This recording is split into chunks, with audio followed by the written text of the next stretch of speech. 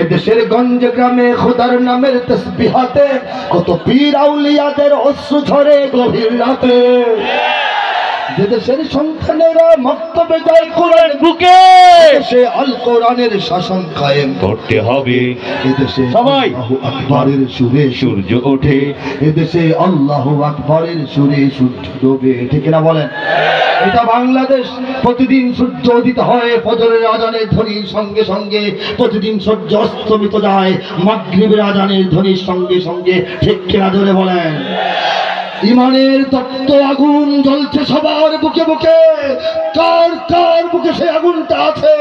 দাঁড়িয়ে তাকবীর দিয়ে আজকের এই ময়দানে তাকবীর।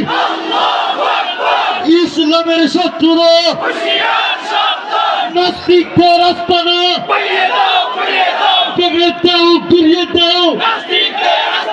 দুনিয়ার মুসলিম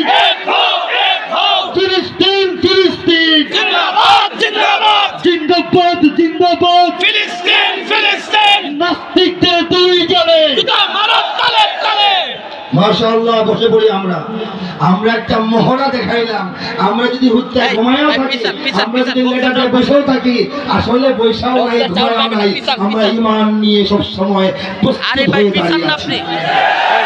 এই বাংলাদেশ আল্লাহর সাহায্যে, আল্লাহর তাকওয়িনী ফয়সালায়, আল্লাহর কুদরতি ব্যবস্থাপনায় ঈমানের দেশ হয়েছে।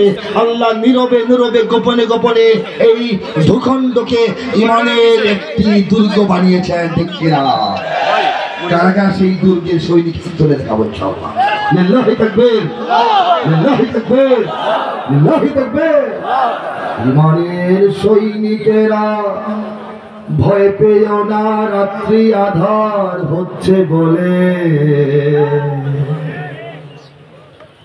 ঈমানের সৈনিকেরা ভয় পেও না, রাত্রি আধার হচ্ছে বলে। যত রাত হোক না আধার আসবে সকাল সময় হলে, হোক না আধার আসবে সকাল সময় হলে।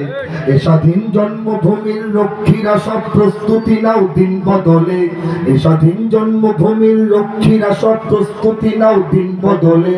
এ লড়াই লড়তে হবে শক্তি সাহস বুদ্ধি বলে, এ লড়াই লড়তে হবে শক্তি সাহস বুদ্ধি বলে। ঠিক না বলেন?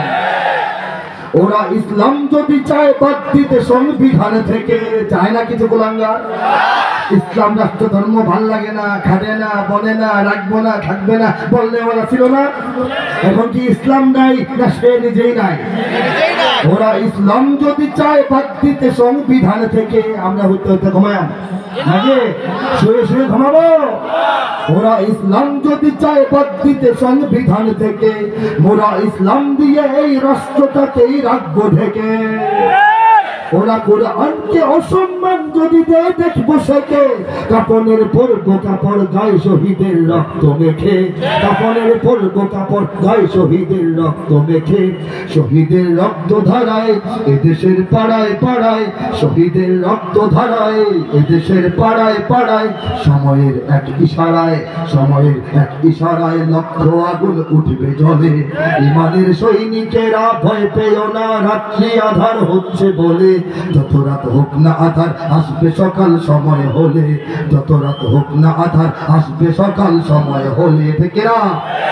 রাজ্য তো আধার হয়, রাজ্য তো লম্বা হয়। আহারে রাজ্য কাটে না কাটে না, কখন সেই রাত হয়েছিল বুঝতে হবে। আমরা অনেক দীর্ঘ রাত অতিক্রম করেছি, কাজেই খুব দ্রুতই ফজরের আজান শুনবো, খুব দ্রুতই আমাদের রক্তস্নাত স্বাধীনতার সূর্য, মুক্তি এবং বিজয়ের সূর্য শুধু বাংলাদেশে নয় গোটা মুসলিম বিশ্বে উঠতে থাকবে ইনশাআল্লাহ। ঠিক কিনা? এই সঙ্গীত বা এই কবিতা আপনি যে ভাষায় বলেন, এই কবিতায় আমি পরের পঙ্ক্তিতে কিছু কথা বলেছিলাম 2-2.5 বছর আগের লেখা। এখন মিলায় দেখবেন ঘটনা মিলতেছে কিনা। ঠিক কিনা? আমি বলতেছি শোনেন। দেখো মার্কিন ভারতের চলছে আতাত এ দেশ ঘিরে। চলে না? চলে না? মার্কিন এবং ভারত মিলে গিয়ে বাংলাদেশের ব্যাপারে পরামর্শ করেছে কিনা বলেন? অনেকে তো অনেক আশা নিয়ে বসেছিলেন, কি হলো আমেরিকা আর ইন্ডিয়া চলা পরামর্শ করে এত সব সিস্টেম করে দিচ্ছে। কবে করো না সিস্টেমটা 1 মাসও হয় নাই, আমি লিখেছি কবে, আল্লাহ লিখেছেন 2.5 বছর আগে। দেখো মার্কিন ভারতের চলছে আতাতে দেশ ঘিরে, ঠিক কিনা বলেন? দেখো চীন মায়ানমারের জাল আমাদের ফেলছে ঘিরে, ঠিক কিনা? ঘটনা চলতেছে কিনা, ঠিক কিনা বলেন? তৃতীয় লাইনটা শোনেন। দেখো মানচিত্র ভাঙার কাজ চলে পর্বত গভীরে, পর্বতের গভীরে বাংলাদেশের মানচিত্র ভাঙার কাজ চলতেছে, ঠিক কিনা? আমাদের 3টা পার্বত্য জেলা, রাঙামাটি, কি বলে আর কি, বান্দরবান, খাগড়াছড়ি, এই 3টা জেলাকে বাংলাদেশের ভূখণ্ড থেকে বিচ্ছিন্ন আলাদা করে নিয়ে আলাদা এখানে একটা গোপন একটা জারজ ইসরায়েলের মতো রাষ্ট্র প্রতিষ্ঠার চক্রান্ত ইতিমধ্যে শুরু হয়ে গেছে। বার্মিজরা বাংলাদেশের ফেনী পর্যন্ত দখল করে কেড়ে নিয়ে বিচ্ছিন্ন করে দিয়ে সেখানে বৌদ্ধ রাষ্ট্র কায়েম করার স্বপ্ন দেখে কাজ শুরু করে দিয়েছে। আমরা খবর রাখি না, সীমান্তে ভারত আমাদেরকে গুলি করে মারতেছে, গত সপ্তাহে কয়েকজন মারা গেছে, ঠিক আছে?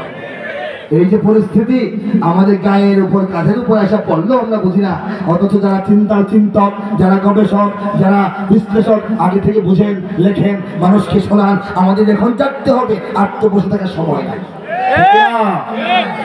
দেখো মার্কিন ভারতের চলছে আতাতে এদেশ ঘিরে, দেখো চীন মায়ানমারের জাল আমাদের ফেলছে ঘিরে, ঠিক আছে বলেন?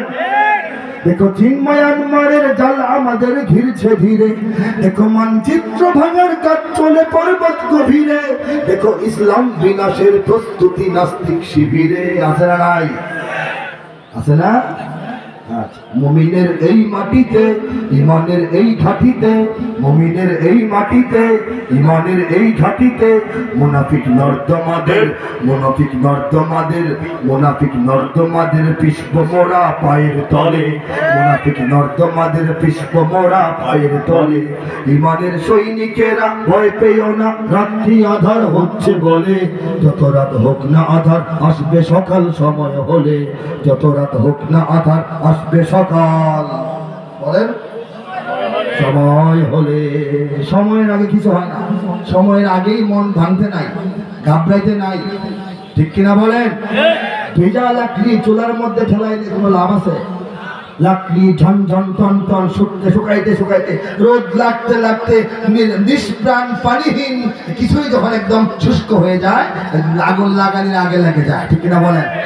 মহান রব্বুল আলামিন, কান খুলে শোনেন কথাটা আপনারা, হে মুসলমানগণ, মহান রব্বুল আলামিন বাংলাদেশ সহ গোটা বিশ্বের নির্যাতিত মুসলমানদেরকে নানা রকম বিপদ আপদ, বালা মুসিবত, সংকট এবং অত্যাচার, নির্যাতন, বঞ্চনা, লাঞ্ছনা, নিষ্পেষণের মাধ্যমে মুমিনদের অন্তরগুলিকে লাকড়ির মতো শুকাইতেছেন।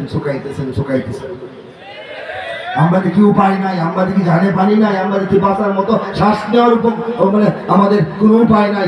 এই যে আমাদের মুমিনদের কোটি কোটি মুমিনের অন্তরটা আল্লাহ শুকাচ্ছেন, সময় মতো নেতা পাঠাবেন, নেতা মেচের কাটিয়ে একটা খালি গোসা দিবেন, সঙ্গে সঙ্গে ইমানের বারুদ, ইমানের আগুন গোটা দুনিয়ায় ছড়িয়ে যাবেন।